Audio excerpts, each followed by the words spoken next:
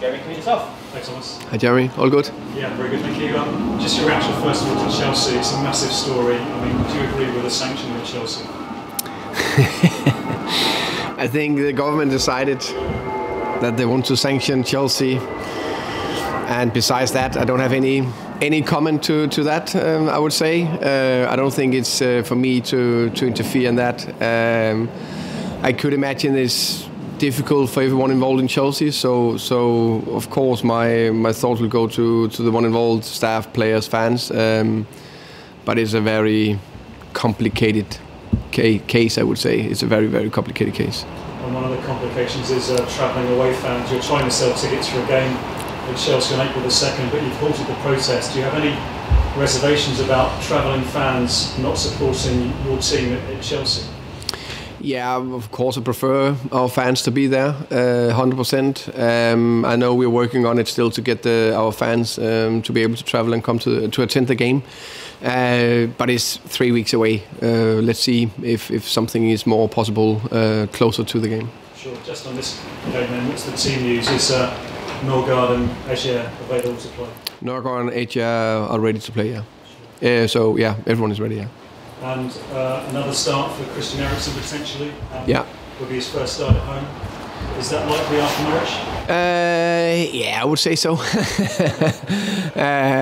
He did well, and I still believe that there is more to come from him in terms of more consistent possibilities to get top actions. It's not like, okay, now he's top fit, play 3-4 games, now he just will produce unbelievable performances every week. It's not like that, but if he is top fit and get the game rhythm, the chances to produce more top actions will be there. Some of the reactions to his display at Norwich was really positive. Teddy Sheringham called it a masterstroke to bring him in the relegation fight. Do you agree with that? I definitely agree that it's a player that in normal circumstances we would never had a chance to get near him, and it's a privilege that he chose to play for us, and I think it's clear that he already is helping us, and I'm expecting that to be even more. Thomas, if you win against Burnley, you're back-to-back Premier League wins for the first time this season. In the context of the bottom of the table situation, how big would that be? No doubt that a back-to-back win will be very nice. It's difficult to get that in the Premier League, very difficult. So that's our aim. We need to go out and be brave, cool and aggressive, as I said, in a lot of games. I think that's very important to attack the game. We are facing a Burnley team that are very strong, very solid, very difficult to break down. And they showed that the 6 years in a row. I could imagine they prefer to have more points, but also pretty sure that they know what they're doing, and they attack every game with all their strengths. So it'll be a big battle. You're welcome. Bye. Hi. Just looking back to the game at Norwich, it was an important victory. What has it done for the confidence you moved within the county training this week? No doubt that the confidence, got a lift. It's funny because it's not because they forgot to play football, the boys, in the games we lost, and definitely not. But that little extra energy or confidence boost that it gives to the players is, of course, extremely important. We all know that if you have confidence, your actions on the pitch, your offensive actions, you're a little bit more decisive. Maybe think a little bit quicker. You're more in the moment and playing a little bit more intuitive. So all that I hope we can benefit off and hopefully produce an even better performance on Saturday. One player who is playing with a lot of confidence is Ivan Toney, of course, a hat-trick against Norwich, 6 goals in his last 5 games in the comps. How pleased are you with his consistency of form at the moment? The consistency of his form? Yeah, in terms of scoring goals. Yeah, no doubt that is important. I think he had a very good start to the season. Then he, together with the team, played okay, and then he had COVID, we were out for a few, and it took him some games to get up to pace. But I think it was the Wolves, Man United games he did well, and the Everton game.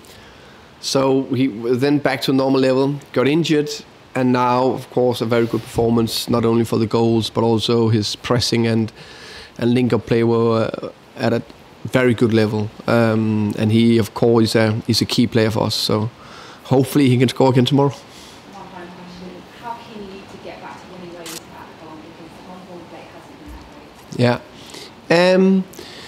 Yeah, I think we're not far away. Hopefully we can produce a big performance tomorrow. And if we do that, I think we're close to get a home win. I think we're very close and deserved it against Crystal Palace. We all know what happened against Newcastle, that was destroyed after 10 minutes with a red card. So I'm convinced that we will produce a good performance. Then we need to see if it's enough on the day that we have that quality and that margin going with us. You're welcome. BBC. Yeah. Hi. Hi Thomas. What's the biggest danger for you in a game like this? Obviously a tough couple of games for Burnley. Fantastic performance for you last up. Coming into this game, you hope, right, let's take it on, let's keep going. What's the biggest challenge for you with the players to make sure you get that performance? What could be the two biggest games of the season, I guess, for these last two? I think I understand the context and the narrative about these two games, definitely, but our perspective and aim the whole season has been the next game, the next training, and try to collect as many points as possible. But of course, a little bit extra confidence. We will still attack the game, still go try to win it. Of course, I'm more looking at Burnley's strength. For example, we know they will play direct. We need to be very strong on the second balls. We need to be very strong on defensive set pieces. We need to defend our box very well. They're good at producing crosses, fourth most crosses in the league. So one thing, we need to stop the crosses, but also there will arrive some crosses in the box. So we need to be well positioned and be good to get a body contact and take the right players out. I think if we can nail that, then we are quite far down the line to get a good defensive performance in. And then is what we do on the ball. If we have the quality in terms of decision making, quality pass, cross, set, finish, is key, because they have really good defending the box, really good defending. So we need to be sharp on the day. Then of course we have a few bits we would like to focus on offensively that hopefully can pay off. And you're preparing yourself for the game. Burnley obviously tough couple of games, but equally they're capable of beating Tottenham, draw against Manchester United, made it tough for Liverpool. You don't quite know the side that's going to turn up against you, which one's going to turn up from their perspective. How difficult is that for you? I think they are actually relatively consistent in what they're doing. So I know they'll come out pressing high. I know they'll be really good in their mid-block. I know they'll be very aggressive in the duels. And when you play with that consistency and that clear game plan and style of play from Burnley, then some games it is extremely difficult to play against. And as you're bang on, Liverpool struggled. I think they were lucky against Burnley, which just show how much credit they deserve. Man United got a good point. Tottenham also thought that was a deserved win when I watched the game. So we know it'll be difficult, but the good news, we can actually also perform. So hopefully we perform well and we can win the game. But I think this is going to be an unbelievable tight game between two teams that will give it all. And it's which team who maybe get the first goal that could decide this game. Anything else under immediate embargo? Sean. Hi Thomas, good to see you. Hi Sean. Just quickly touching back on Christian Eriksen, he's always been quite good in the 2 games played so far. I have noticed a detail where sometimes we'll play a pass forward or we'll play a cross, where sometimes the forward player is a bit almost shocked that he's managed to find them. Maybe I suppose they don't get used to them, they still maybe suppose never played with players quality before. Is that kind of a detail you've noticed, or are you a bit more expecting of this kind of quality? There's no doubt that Christian have unbelievable quality. And for example, there was a cross for Sergio Canos in the game against Norwich. There was an unbelievable ball. So it's a combination of Christian getting used to playing with his teammates and they getting used to him and knowing what he's good at and when he will play it. Of course, I try to set up some patterns that we try to aim for, but a lot of times there is some situation where do they take a touch and then cross, or do they cross first time? So we have some triggers for that. But obviously, you know, like a Brian Mbeumo type, he's good at running in behind. So he knows that Christian is good at finding him. So I put the two together. So they need to look for each other. Obviously, that is things they need to constantly work on. Thanks so much. You're welcome. Uzi? Oh, I've known Uzi. I know you've always you've always kept it, since you've been there, you've always looked at, the next game, trying to finish as high as you can, but you must have felt fairly encouraged by some of the obviously results Arsenal going in your favour with Norwich, Leeds and Watford losing. Does that maybe relieve a little bit of pressure in terms of positions? I think the most important thing for us is train well today, perform well tomorrow, hopefully get a result, getting 3 points. That's the most important. I think, to be fair, that Klopp probably followed Everton Man City. He definitely were complaining a little bit about a penalty or not penalty. So I think no matter what end of the table you are in, you probably look around look at the results for the team around you. So of course I noticed the results last night, and if you ask me if I prefer them to lose, yes, of course. But I think I can't affect it too much. I'm more happy if they lose than if they win. But it needs to take 1 second of my energy. The next is on good training, talk to the players, set them up, perform well. Welcome. Jake? Hi Thomas, good to see you as always. Obviously Brian was quite unlucky to have a goal disallowed at the week of the offside. I realise he's not scored since before Christmas, he's not scored from open play since October. So over these final 10 games of the season, what would you like to see from him? Hi Jane, good to see you. I think that Brian is a very important player for us. And of course, he's one of our goal scorers. He's one of our either striker or now, I would still say striker. If you play 4-3-3, I like to say that there's 3 strikers on top. So of course, I want goals and assists. I think that's the main bit. But we know in this league, unless you play for a top team, or even if you play for a top team, you don't score every game. So there needs to be a basic foundation from your players, and all players are different. What I get from Brian on a consistent basis is the running capacity and his ability to press, but also his defensive work rate is, up there. When we look at his high intense runs and high intense distance, it's among the best, and that means that he's good at pressing, he's good at running in behind, he's good at arriving in the box, but also he was very good to recover back, which is unbelievably important. He is the deep runner for us. So I know that we can always play for him. So that's crucial, and I just know, that's the foundation. So I know I get that from him every single time. But of course I would love some goals, and he would love to produce that as well. And then obviously on Saturday's game, I think David made 6 saves, which I think is one of the second highest he's made in the league this season. Do you feel like after the injury trouble that he's finally back at his top level, and how important has it been to get him back to that level? I'm convinced if we had David in the team in the 4 months where he was out, I'm convinced we would have more points. It's easy to put a number, but I know we have quite a few more points with him in the goal. Not only because of saves, but also how he would, he know all the players in the back 4, the back 3. He plays with such a confidence. He is an experienced player, so he is also on set pieces. He's not, only focused on himself. He's also 8 punches here, east and there, completely aware of everything around him. And I agree with you. I think he's back to normal, good level.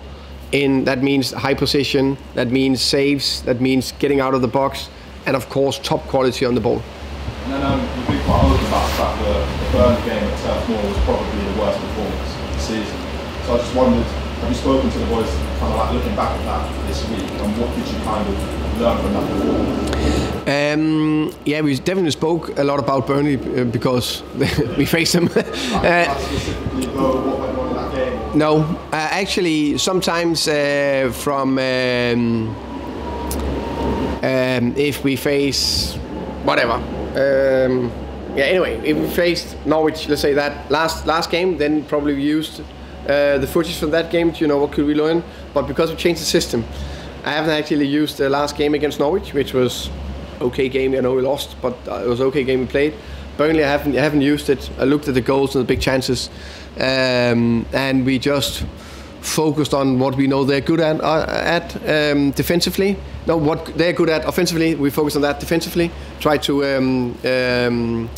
how can we say, neutralize that so we can be at a good level. And then of course we looked at what we can do offensively to hopefully hurt Burnley. But no doubt Burnley played a very good game, and especially the first half they were really good. And then obviously Crystal has had quite a good debut season in the Premier League, and then Franke and Johan have kind of been in and out of the team a little bit. So I just want to ask what you kind of made of their first 8 or so 9 months in. All 3 of them? Or? No, not Christopher. Yeah. Because Christopher's playing week in, yeah. week out. Yeah. But Franke and Johan haven't been playing. Yeah. I wondered what do they kind of need to do again over the final few weeks of the season to get on the pitch? I think every squad there is competition, and you need more than 11 starters. I think Frank actually have had quite a good season. I think he had, I don't know exactly, maybe 12, 14, or how many games played? More or less, I think almost half the starts, which is quite good for a new player. And a lot of still minutes coming off the bench. So I think he has done a decent first job in the team. And sometimes to get in the team, there's different types. So let's say I've played with 3 midfielders the whole season. So let's say Christian Nørgaard more or less play, if he's fit and perform, as number 6. Then I prefer a more creative player. Now let's say Christian Eriksen. And then maybe we need a dynamic pressing player. And this moment in time is Vita. So he's actually keeping maybe Frank out of the team. And because at the beginning of the season where they started both of them, it was, Matthias was injured, Shanted was injured, Josh was injured, so then we played with 2 more dynamic pressing players. So, but, in football, 1 injury, then you're suddenly in, and then you need to perform. Wissa, I think he's been very unlucky. I said it before, I think his pre-season was disrupted. He came late. Finally got up to speed, scored some fantastic goals against Liverpool and West Ham, scored some fantastic goals in the Carabao Cup run, looked like a player, okay, I'm going to start him. Injured in training, and after that injury he lacked a little bit to come up to pace, then COVID, and now I would say he is almost there when I see him in training. So I think he's been a little bit more unlucky, but a player that I believe will have a massive impact, and he's going to be very important for us the rest of the season, because right now we're playing Sergi and Brian, or at least that's what we did last game, and the next in line is probably him. So hopefully, touch wood, we get no injuries, but probably we need him, or also to change games from the bench. That is equally as important. You're welcome. Hi Thomas. As a manager, how much does the nature of your club's ownership matter to you? We've seen some managers say that they just want to focus on what's happening on the pitch. Where do you sit on that matter? Good question. I think if you take the first thing, it's very, very rare that you as a manager can just pick and choose your clubs. It's not like, okay, I have 10 clubs and I can just, I take that or that. It's not going to be like that. Most often you get 1, maybe maximum 2 offers if you're very, very privileged. So maybe you don't have the privilege to be very picky on who is in charge of the club. But the most important thing for me is if you can see if there is an owner that is hopefully calm, clear strategy, knows football, that will be my priority. And I understand why you are mentioning it, because of the owners of potentially Newcastle or now Abramovich. But I need to say, before this happened with this terrible and sadly war in Ukraine, it's not like he was guilty before that. So I think it's a little bit harsh to maybe pick on or everyone involved in Chelsea before all this happened, because I don't think there was anyone who did that before all this happened. But if you ask me, I prefer nice guy, calm, no issues whatsoever involved politics or done anything bad, that would be my preferred option. Yeah. Right, anything else for immediate embargo? Doesn't look like it. So now under